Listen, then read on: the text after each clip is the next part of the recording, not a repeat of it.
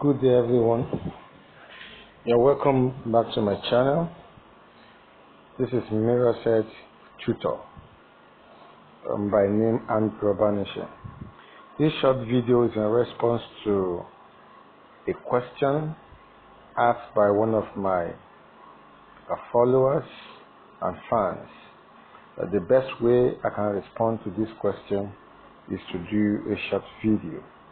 The question he asked is how I was able to link a particular formula he presented, which is the formula for bifilar suspension.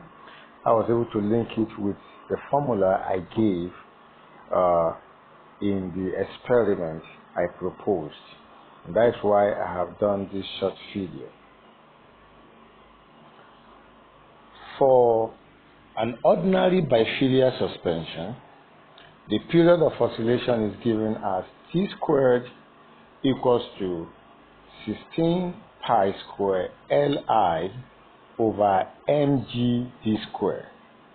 Alright? But when the bifilar suspension is a loaded one, like the one where in the proposed experiment, where auxiliary masses are added to the meter rule, then the formula becomes t square equals 16 pi square L bracket Im plus 2I small m over Gd square bracket capital M plus 2 small m, close the bracket. Now, where Im is the moment of inertia of the meter rule and 2I small m is the moment of inertia of the two masses. So because there are two, that is why you have 2Im there. Okay? Now, moment of inertia itself is the product of the mass of the object multiplied by the square of the distance from the center of gravity, which we refer to as the radius of gyration. Okay? Now, for a loaded bifilar suspension, where we have Im plus 2I small m, the I capital M there is the moment of inertia of the meter rule, which is capital M, which is mass of the meter rule, b squared. That is the radius of gyration of the meter rule.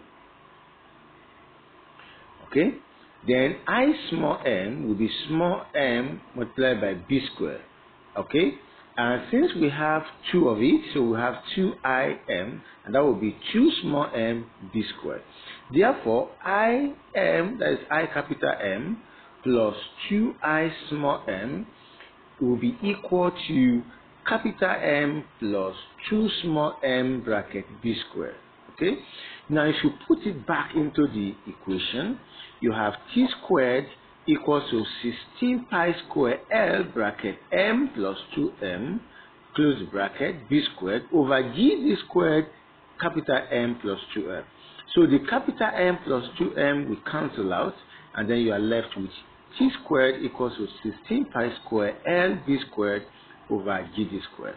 L is the length of the thread, b is the radius of gyration, or you say the distance between the two masses, and then d is the distance between the two parallel threads, and g is the acceleration due to gravity. I believe this this is able to answer your question. Thank you very much.